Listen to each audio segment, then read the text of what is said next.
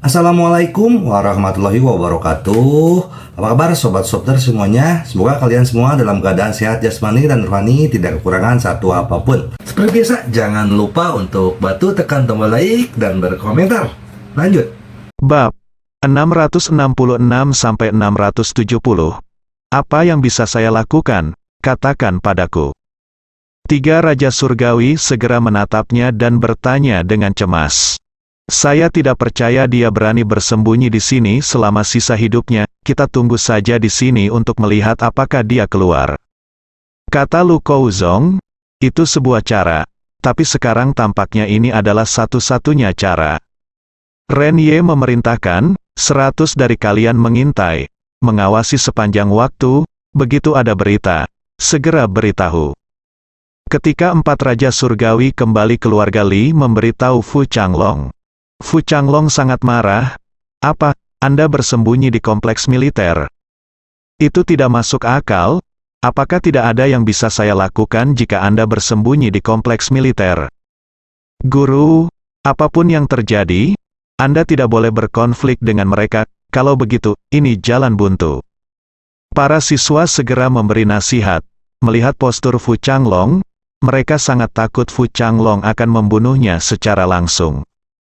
Ya, saudaraku, tidak peduli seberapa impulsifnya kita tidak dapat menyentuhnya. Untuk saat ini, kita hanya bisa menunggu. Saya tidak percaya dia tidak akan keluar, kata Lu Kouzong.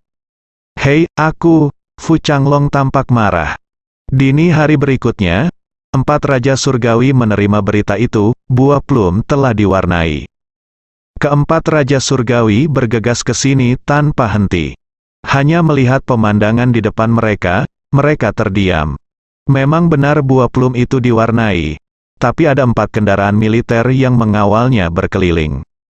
Meski pertemuannya jauh, orang biasa tidak bisa melihat petunjuknya. Namun ketika Lu Kouzong dan yang lainnya melihatnya, mereka tahu bahwa keempat kendaraan militer itu sedang dalam formasi pengawal. Lu Kouzong tampak putus asa. Pihak lain ingin melindungi Li Ziran. Peringatan tadi malam, dan juga peringatan hari ini, menunjukkan hal itu. Tidak peduli seberapa merajalelanya Nan Hongmen, mereka tidak berani menghadapinya. Li Ziran di dalam mobil tidak tahu apa yang sedang terjadi. Dia pergi bekerja seolah-olah tidak terjadi apa-apa. Semua ini diatur oleh Ye Junlin. Tidak ada yang bisa mengganggu kehidupan normal Li Ziran. Tepat ketika Lu Kouzong sedang memikirkan apa yang harus dilakukan, seorang anak laki-laki berjalan ke arahnya dan berkata, "Paman, seseorang di sana memintaku untuk memberikanmu sebuah catatan." Lu Kouzong mengambil catatan itu dan membacanya, yang berbunyi satu kalimat, "Saya akan muncul di pemakaman Ye Junlin." Ye Junlin dan yang lainnya tentu saja tahu, bunuh rakyat Luzhan bersama Dewa Perang Yama. Bagus sekali, kamu berani muncul, Lu Kouzong mencibir. Setelah kembali ke rumah Li, dia memberitahu Fu Changlong tentang situasinya. Apa, militer berusaha melindungi wanita itu? Fu Changlong mengertakkan gigi. Tapi tidak ada yang bisa kami lakukan. Tetapi suami wanita itu, Ye Junlin, mengatakan dia akan datang ke pemakaman, jadi dia mungkin berkompromi dengan kita. Kata Lu Kouzong, tidak bisakah kita berkompromi? Bagaimanapun, kita berada dalam kegelapan, dan kita bisa membunuh mereka jika kita punya kesempatan. Kata Ren Ye, baiklah. Kalau begitu aku akan menunggu dia muncul, dia harus dikuburkan bersama muridku. Kata Fu Changlong dengan marah. Keesokan harinya, pemakaman Luzhan resmi diadakan. Pemakaman ini dihadiri oleh hampir seluruh tokoh Nan Hongmen. Bisa dibilang latar belakang Nan Hongmen semuanya ada di sini. Terlalu berlebihan untuk mengatakan bahwa ketika orang-orang ini marah, seluruh wilayah selatan bergetar. Hari ini, ribuan murid Hongmen semuanya berpakaian hitam dengan bunga putih di dada mereka. Semua orang tampak serius. Di ruang duka, ada peti mati. Yan Luo, Dewa Perang, dan orang lain di sebelahnya diikat, tidak bisa menangis. Mereka akan dikuburkan bersama peti mati Luzhan nanti. Itu berarti dikubur hidup-hidup. Aula pertama Nan Hongmen ada di sini untuk mengucapkan selamat tinggal kepada guru Lu. Aula Nan Hongmen yang ke-9 ada di sini untuk mengucapkan selamat tinggal kepada guru Lu. Aula ke-23 Nan Hongmen ada di sini untuk mengucapkan selamat tinggal kepada Tuan Lu. Aula Nan Hongmen ke-23 hadir untuk mengucapkan selamat tinggal kepada Tuan Lu.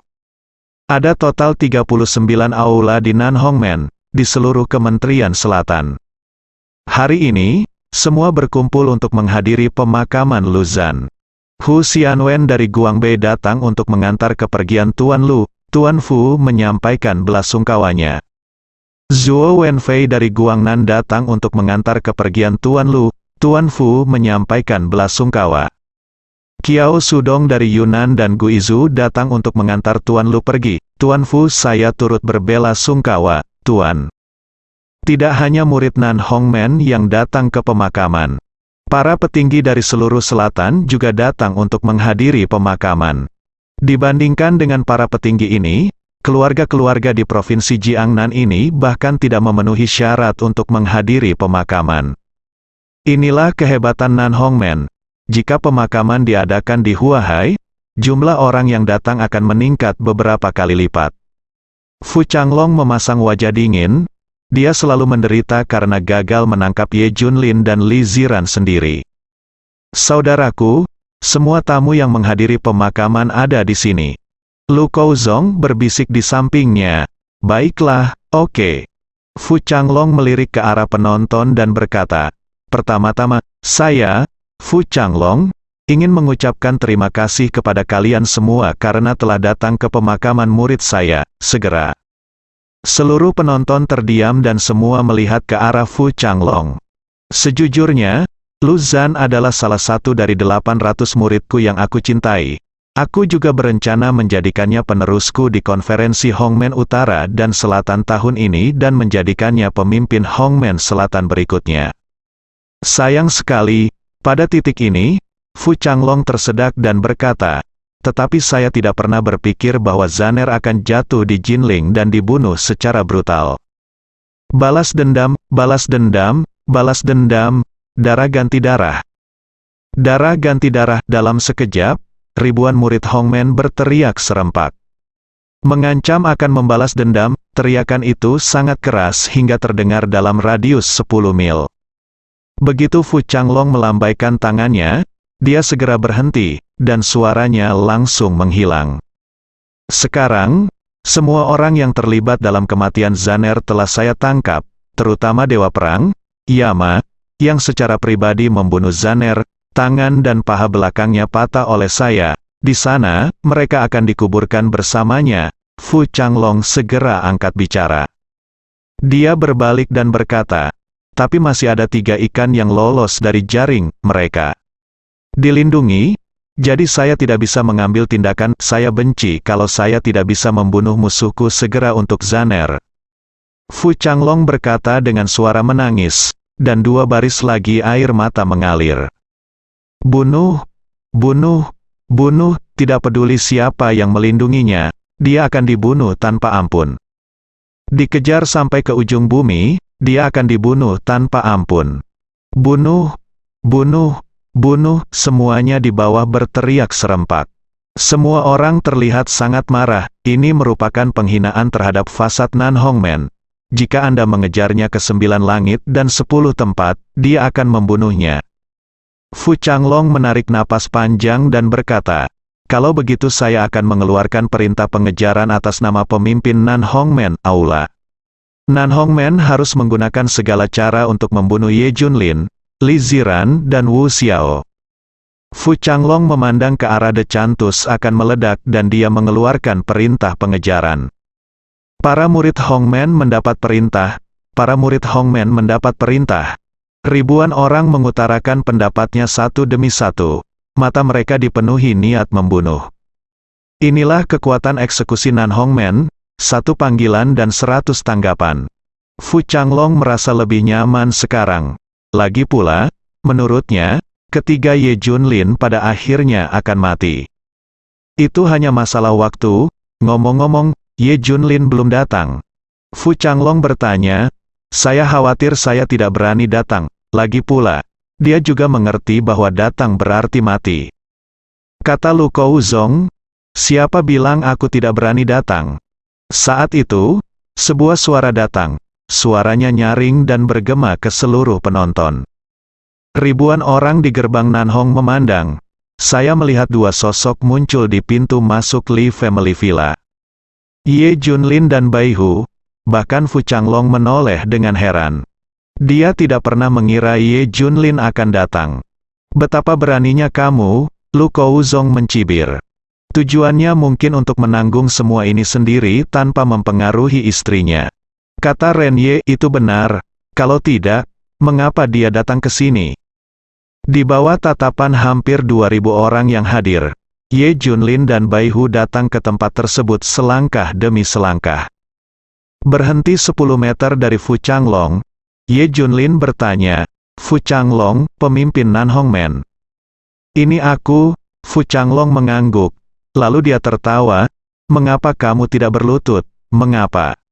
Aku harus berlutut, Ye Junlin bertanya balik.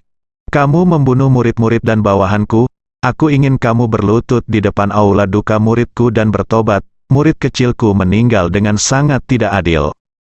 Teriak Fu Changlong, berlutut dan bertobat. Berlutut dan bertobat, murid Qianan Hongmen yang hadir berteriak serempak, seperti guntur yang meledak dengan momentum yang luar biasa. Mendengar ini, Ye Junlin tersenyum dan berkata, sungguh kematian yang tidak adil, haha, dia pantas mati, dia terus. Mati tanpa mengatakan apapun yang mengejutkan.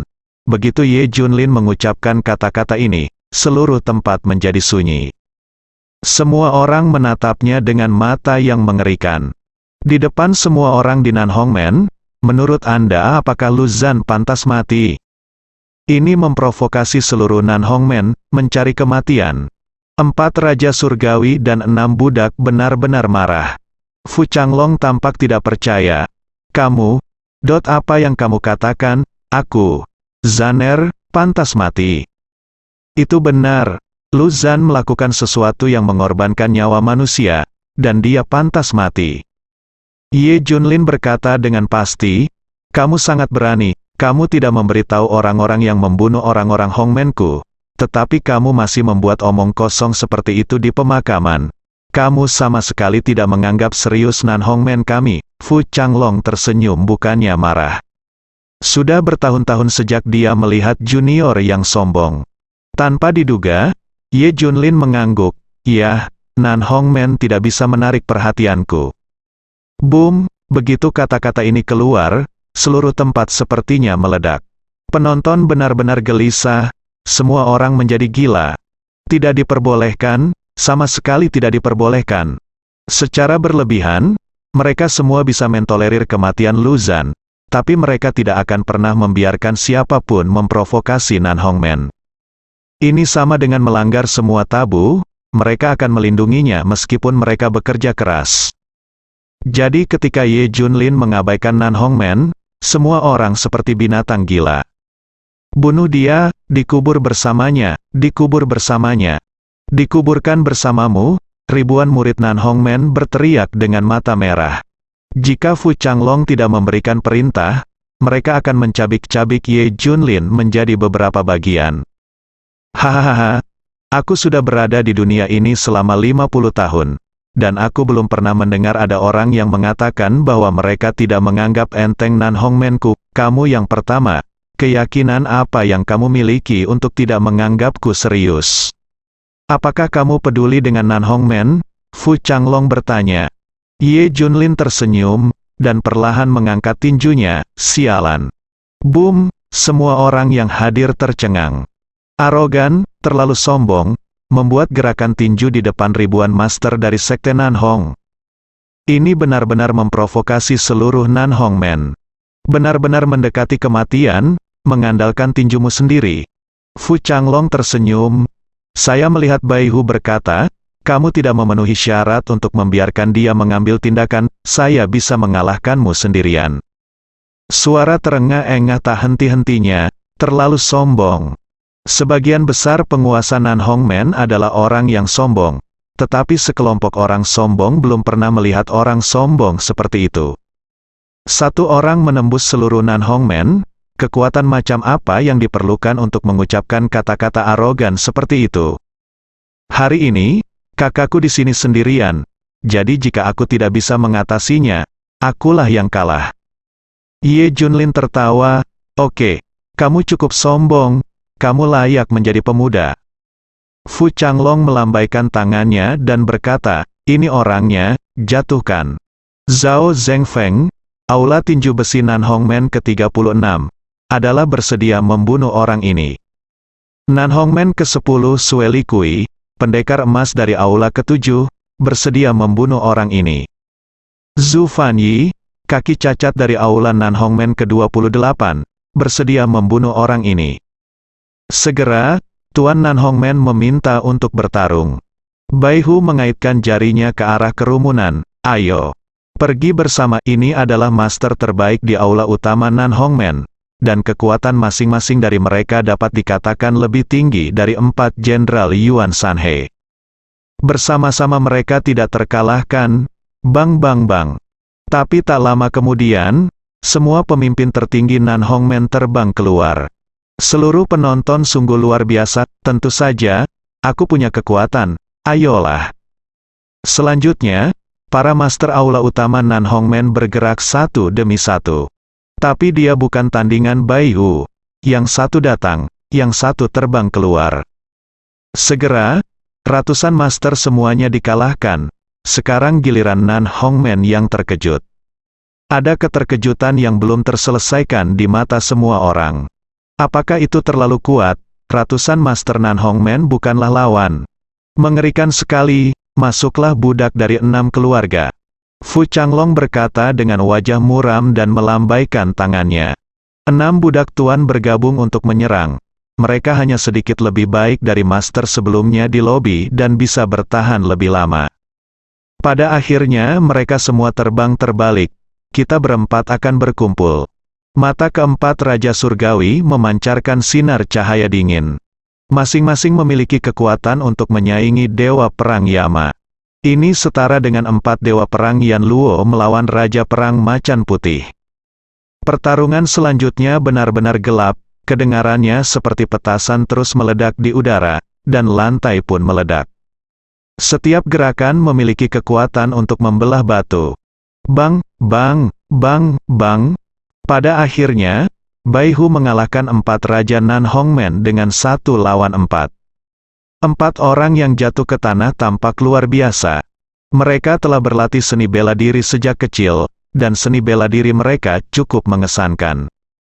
Bahkan negara serigala dan dewa perang pun dikalahkan. Tidak bisa mengalahkan pemuda di depannya.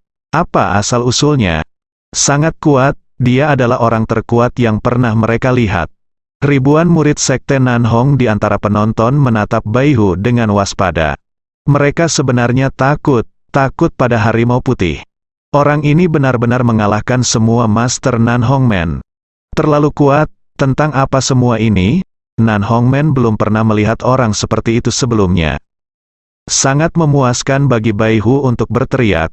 Sejak dia mundur dari garis depan, Bai Hu tidak pernah bersenang-senang.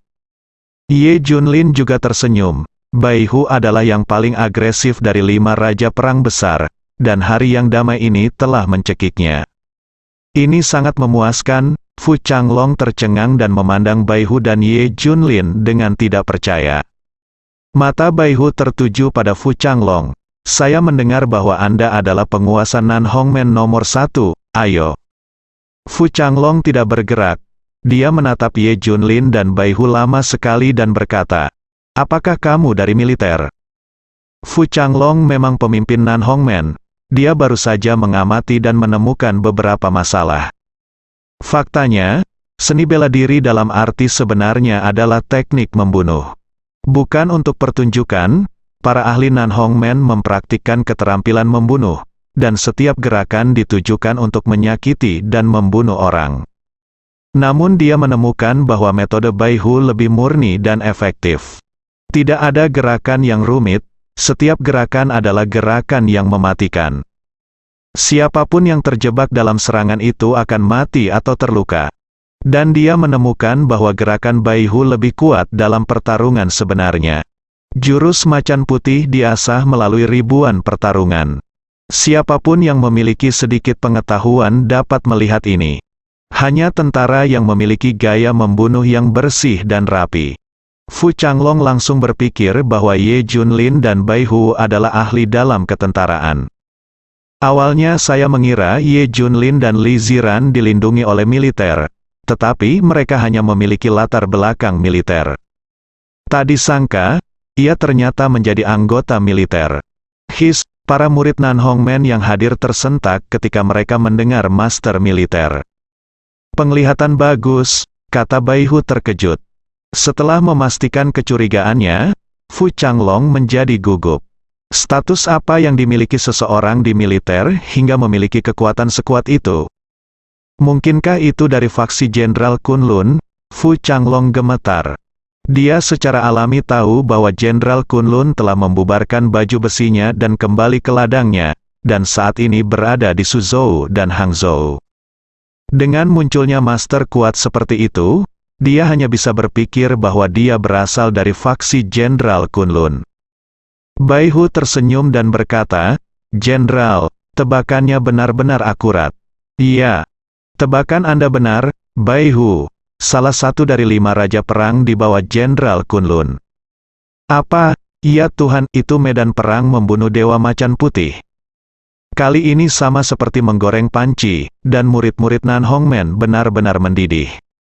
Semua orang tahu nama dewa pembunuh Baihu, khususnya, perbuatan 18 penunggang kesengsaraan surgawi yang menghancurkan kerajaan serigala menyebar ke seluruh dunia. Banyak orang di Nan Hongmen yang memuja Raja Perang Macan Putih, bukan Tuan Guan kedua. Dadada, setelah mendengar identitas Baihu, Fu Changlong terhuyung dan hampir jatuh ke tanah. Dia ingin mati, yang dia temui adalah Raja Perang Macan Putih. Jadi yang ini, memikirkan fakta yang mengerikan, Fu Changlong duduk di tanah. Dia tidak berani bertemu Ye Junlin lagi. "Anda pasti sudah menebak identitas bos saya." "Ya, benar, Dewa Perang Kunlun Ye Junlin." Ketika Baihu selesai berbicara, sepertinya seluruh dunia telah berhenti. Waktu berhenti dan ruang membeku, semua orang mengira itu luar biasa. "Itu mimpi, akhirnya aku tahu kenapa keluarga Guo jatuh, kenapa keluarga Chu jatuh." Mata Fu Changlong dipenuhi dengan keheningan yang mematikan. Dia juga tahu bahwa wanita yang awalnya ingin diundang oleh muridnya adalah istri sang jenderal. Dia telah melakukan kejahatan besar, dan tidak akan cukup baginya untuk mati 100 kali. "Temui Dewa Perang Kunlun, temui Dewa Perang Kunlun." Fu Changlong, yang sadar, memimpin seluruh Nan Hongmen berlutut di depan Ye Junlin dan berteriak serempak. "Kami salah, kesalahan besar, bersedia menerima hukuman apapun. Terutama saya akan menanggung semua kejahatan yang dilakukan oleh murid-murid saya," kata Fu Changlong. Tidak peduli seberapa kuat Nan Hongmen, bagaimana mereka bisa melawan Dewa Perang Kunlun. Terlebih lagi, Harimau Putih baru saja menunjukkan kekuatannya. Satu orang menerobos seluruh gerbang Nan Hong. Jika tidak menyerah, hanya ada satu jalan buntu. Ye Junlin berjalan ke arah Fu Changlong perlahan dan berkata, "Aku sudah memikirkan apa yang harus kulakukan denganmu. Aku bahkan bilang aku sudah memikirkannya selama beberapa hari." Bersambung.